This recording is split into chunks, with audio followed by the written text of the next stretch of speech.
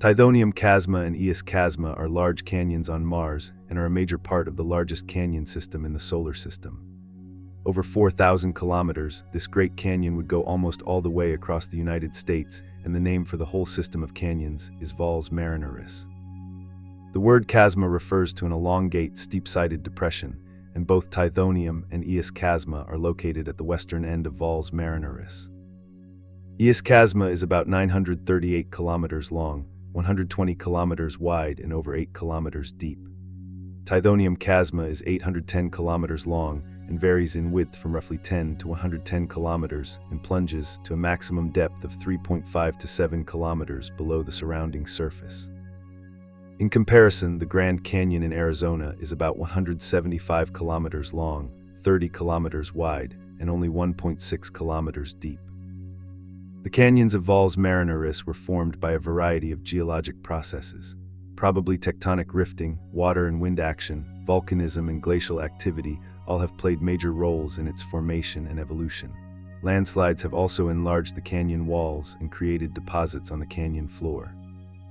Weathering of the surface and influx of dust and sand have modified the canyon floor, both creating and modifying layered materials. The dark, layered deposits, so-called interior layered deposits, are marked by a system of polygonal cracks through which the underlying, lighter-colored rock can be seen. The interior layered deposits are still a major topic of research. While parts of the deposits are most probably volcanic, in other areas a sedimentary origin has been proposed.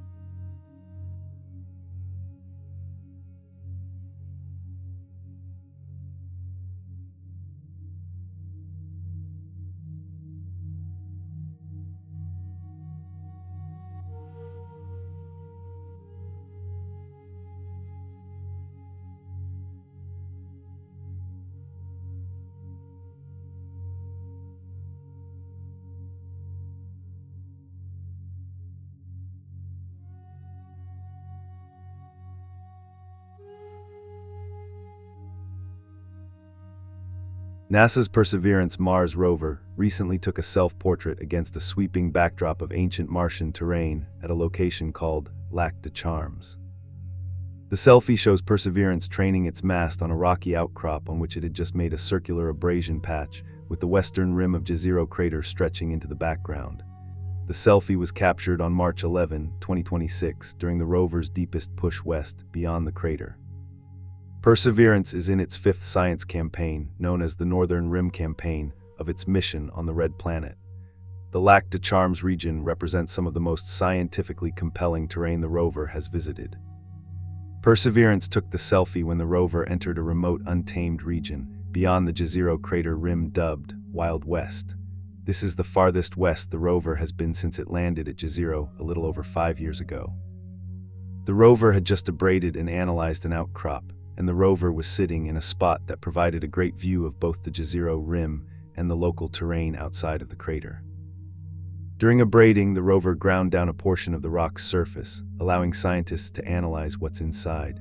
The technique enabled scientists to determine that the outcrop is composed of igneous minerals that likely predate the formation of Jezero crater. Igneous rocks with large mineral crystals form underground as molten rock cools and solidifies. Perseverance acquired the selfie, its sixth since landing on Mars in 2021, using the wide-angle topographic sensor for operations and engineering camera mounted at the end of its robotic arm.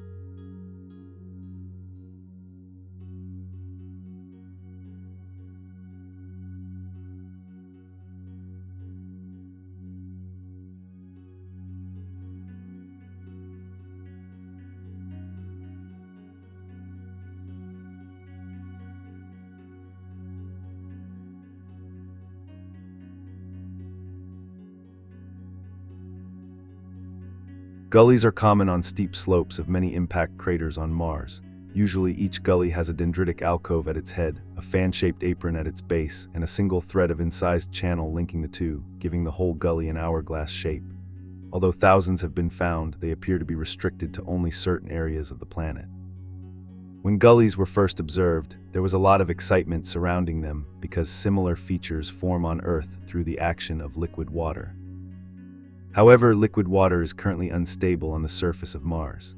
Long-term observations have prompted many scientists to question a liquid water origin for the gullies, and alternative ideas have been suggested. These include flows of salt-rich briny water, as the salt would allow water to be liquid under lower temperatures than those for pure water.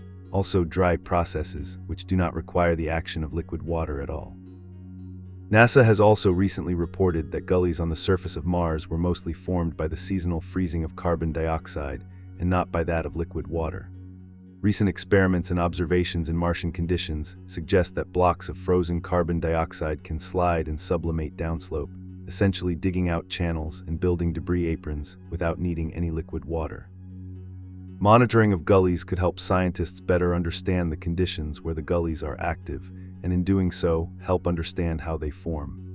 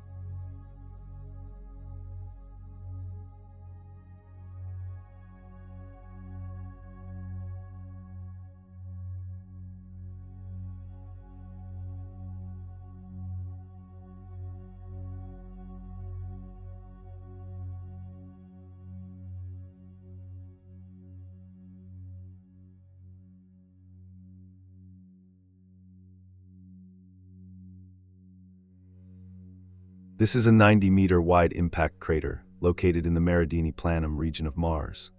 Called Santa Maria, the crater is a relatively young crater, but old enough to collect active sand dunes with networked sand ripples in its interior.